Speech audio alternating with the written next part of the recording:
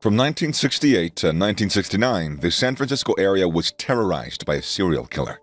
At least 5 murders were connected to the killer, who toyed relentlessly with the police and the media, bragging of his crimes and leaving frustratingly cryptic clues. Known as the Zodiac Killer, he claimed to have committed a total of 37 murders.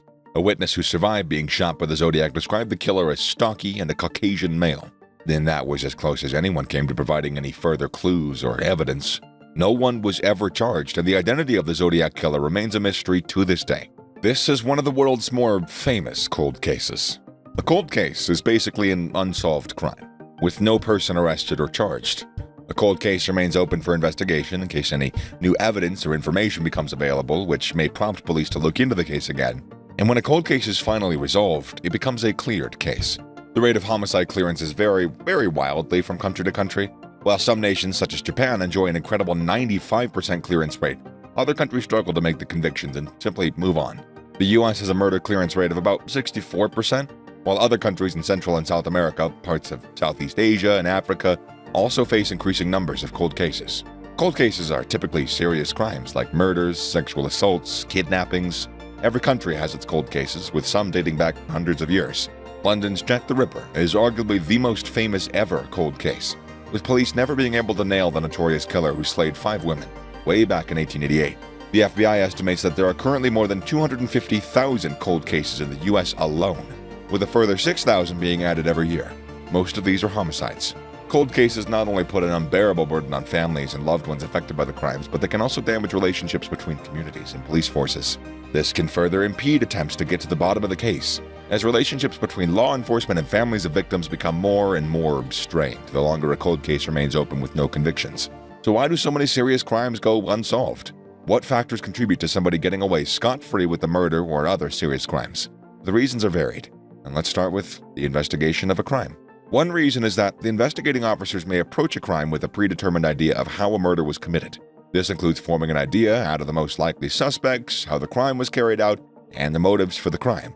As a result, some crucial evidence can often be overlooked during the investigation. A classic case in point was the Golden State Killer in California, who went on a killing spree during the 1970s and the 80s. For 4 decades, detectives analyzed dozens of potential suspects and yet ignored a huge opportunity to nab the serial killer. When a couple was discovered bound and bludgeoned to death in March 1980, the detective on the scene informed detectives working on a Golden State case. He thought that there was a possible link, as the serial killer had a habit of tying up and shooting couples. However, the investigating officials decided that because the victims were usually shot, this was the work of another criminal. And so vital pieces of evidence and clues were ignored, and the killer remained at large. Joseph James D'Angelo Jr., the real Golden State Killer, wasn't arrested and jailed until 2018 after a breakthrough using DNA technology. This tunnel vision type of investigation can restrict police from exploring every possible angle, allowing perpetrators to escape detection. The predetermined mindset can be a hindrance in areas with high crime and homicide rates particularly. It's claimed that some police officers who've been working in these areas for extended periods of time can start forming assumptions about perpetrators and victims.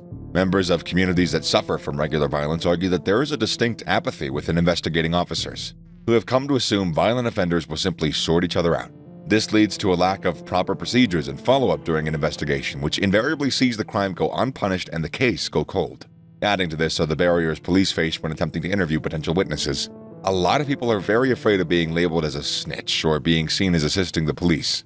In some communities, this could have serious repercussions, and so investigators are met with tightly closed lips. Furthermore, crime scenes can very quickly become a sea of activity, with police, lab technicians, medical staff, and other personnel all converging in one area. The failure to properly secure a crime scene can significantly affect the outcome of an investigation. Careless procedures, sloppy attention to detail, and a lack of thorough protocols mean crucial evidence can be overlooked or tainted. Anybody who's watched a police forensic drama knows only too well how a DNA sample is essential to nail a suspect. Tiny fragments of evidence can link a criminal to the crime scene. A footprint, fingerprint, hair, piece of fabric, blood, even saliva are all used to place someone at a crime scene. It's also worth pointing out that there may often be more than one crime scene. For example, even if a body was found at a certain place, there may have been another location where the crime was committed. Perhaps someone was abducted at work and then taken somewhere else, or their house may have been previously broken into before the crime took place. Ignoring or failing to address these scenarios can also lead culprits to slip through the net and leave the crime unresolved. Yet another reason for cases going unsolved is the lack of clear communication between various law enforcement agencies. One agency may fail to report an incident or a crime that may have strong links to a case being worked by another agency. Or, as in the Golden State Killer case, a member of one police force may alert another investigating team only to be ignored or politely dismissed. Still, it's important to spare a thought for police officers investigating serious crimes. Even though there have been many significant technological advancements in policing, a lot of forces are still undermanned and running on shoestring budgets. A team of 10 or a dozen detectives might spend hours going over a crime scene, all while other homicides are being committed and the backload of cases just keeps piling up. The lack of enough qualified and experienced detectives in some police stations means that those doing the investigating are soon swamped and then overburdened. In addition, experience cannot be underestimated enough. A retired Los Angeles detective said that younger, inexperienced officers often lack the communication skills to effectively liaise with a wide cross-section of society, or, communicate. Basically, to quote, "Some young cops don't know how to talk to people and get them to cooperate," he said. Despite this, police departments around the world are using technology and new initiatives to reduce their cold cases. Facial recognition, data mapping, and rapid DNA machines are all massively useful in assisting police forces in the effort of tracking down criminals and making arrests. If, of course, they have the budget for such technologies. The police department doesn't have access to these tools all the time, and the ones that don't simply have to do their best, like world-weary hamsters on wheels. And even when a case does remain unsolved, a cold case in a country with a relatively high murder rate won't gain the same attention as it might in a country with lower rates of homicide. Exceptions might be if the case involves someone famous or has a particularly grisly or bizarre twist to it. Of course, a cold case doesn't necessarily have to be a homicide. One of the 20th century's most well-known unsolved mysteries was the plane hijacking and disappearance of D.B. Cooper in 1971. A man took control of a plane and then parachuted from his escape plane with his ransom money.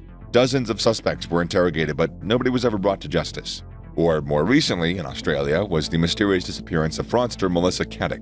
Caddick conned millions of dollars from friends and business associates before suddenly going missing in Sydney in late 2020. 4 months later, her decomposed foot was found, washed ashore some 400 kilometers south of Sydney. Police have yet to determine whether Caddick took her own life or if someone was maybe responsible for her disappearance. No solid leads have been forthcoming.